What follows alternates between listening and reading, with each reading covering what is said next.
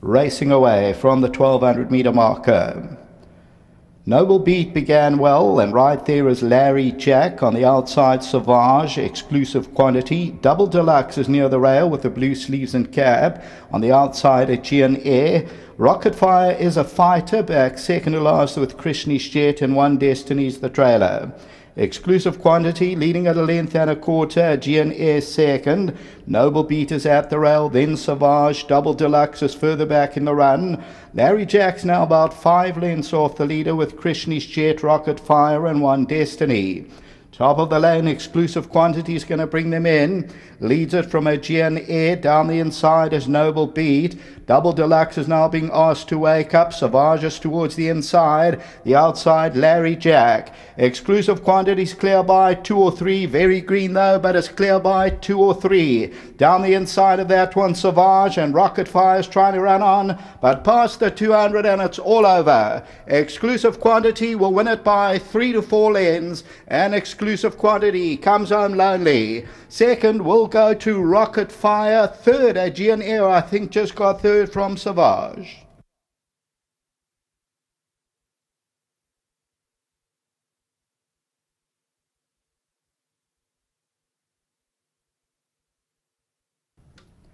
Number 1, Exclusive Quantity, looked very nice on the way to the gate. His ears were pricked and he looked smashing. He cornered a little bit green, but he won by a street by 4 to 5 lengths, and it ends up tote favourite at 260. Second, a very nice run from Rocket Fire because he was very strong in the early stages. Third, number 4, Aegean Air, and fourth, number 10, Sauvage, and then came Krishni's Jet, and further back is Larry Jack. Double Deluxe didn't go on with the effort. We'll take a look at the head-on shortly. You'll see Exclusive Quantity still starts to lean towards the right-hand side, stick in the left hand. This one for Mary Riley and Tony Riverland, and wins well. Wins by 4 to 5 lengths at the business end of race number 1. Tote favourite 260. That bipod pool, just about 200,000 Rand. Back to the studio.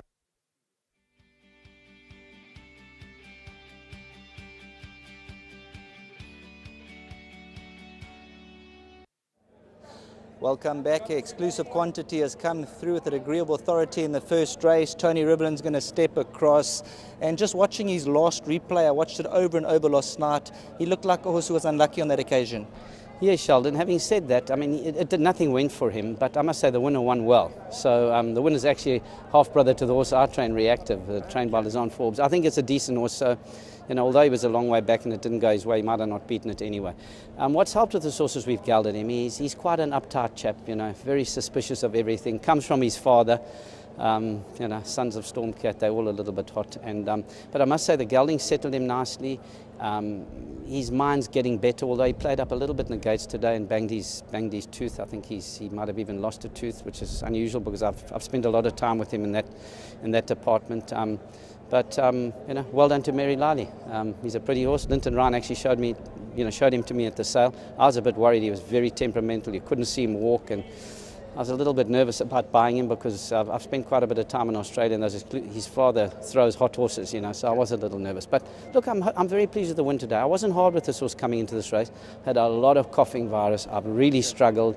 I'm uneasy all the time because, you know, you scope some of them, they give you no indication there's something wrong and blow you down, you know, if they haven't got mucus in the trachea. So I am pleased that he's come through like this, and well done to Brandon. I thought it was a good ride. First naval officer, last time skipped away. Yeah, very fit filly. I think likes the grass. I think 7 furlongs, you know, most probably 6 and 7 furlong. I think she's equally suited to both distances. There's 1 or 2 to beat in the race. She is drawn a little deep, but no, a definite runner. She's worked well and she's a definite runner. Well done. Thank you, Sheldon. Let's get Brandon Lorena, no stranger to these silks. You go back a long way with Mrs. Mary Lally. Yeah, thank you very much to Mrs. Lally again for the opportunity, and well done to Mr. Riv. He brought this horse on very nicely after the gelding, and he won a very, very convincing race today. Type of horse is going to improve with the run? Yeah, definitely. It's his first run after gelding, and he's still quite green in the running. I definitely think there's a lot of scope for improvement. He's a bit of a temperamental horse, so the quieter he gets with, more familiar with his surroundings, he'll get better. Well done. Thanks so much, Al. Thank you. Brandon Arena opening the meeting, one exclusive quantity. We were in the dark, so we're going to try and find a TV monitor and watch that replay, but looked very impressive from the grandstand.